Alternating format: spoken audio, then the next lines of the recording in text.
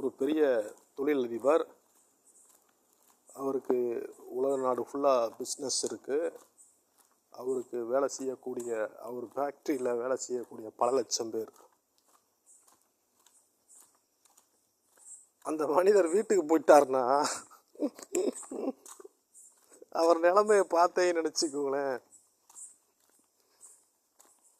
ரொம்ப வெளியே சொல்லக்கூடாது. வீட்டுக்குள்ளே போயிட்டாருன்னா அவர் தவிச்ச வாய்க்கு தண்ணி கிடைக்காது. தண்ணி வீட்டில் தண்ணி கேட்டார்னா தண்ணி கூட மோந்து கொடுக்க மாட்டாங்க. ஏனென்றால் அன்பு இல்லை.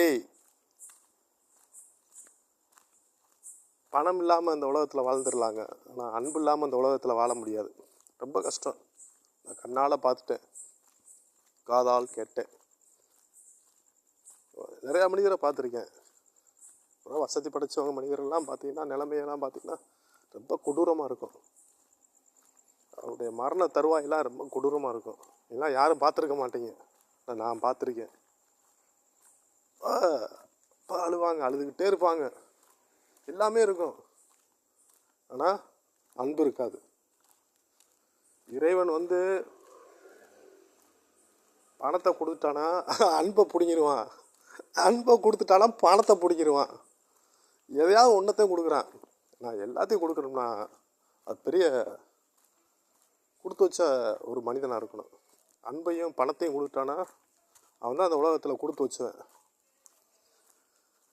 அன்பு இருந்தாலே போதுங்க, அந்த உலகத்தில் வாழ்ந்துடலாம். பணத்தை வச்சு இந்த உலகத்தில் வாழவே முடியாது. ரொம்ப கஷ்டம். நான் பார்த்தேன், என் வாழ்க்கையில் நான் நிறையா பேரை பார்த்தேன். ஒரு ஆள் 2 ஆள் இல்லை, பல பேரை பார்த்தேன். அதனால தான் நான் அன்புக்கு ரொம்ப அடிமையாகிட்டேன். அன்பு தான் முக்கியம் அப்படிங்கிற மாதிரி நான் போயிட்டேன். பார்த்துட்டேன், வாழ்க்கையில் நிறையா பார்த்தேன். நிறையா மனிதரை சுற்றி உள்ளவங்கள்லாம் பெரிய ஆட்கள் தான். அவங்களாம் லைஃப்பை பார்த்தா இந்த நேரமும் வேலை வேலை வேலை வேலை.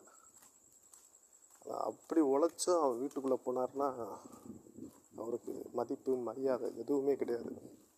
ஆனால் வெளி உலகத்தில் பார்த்தா அவர்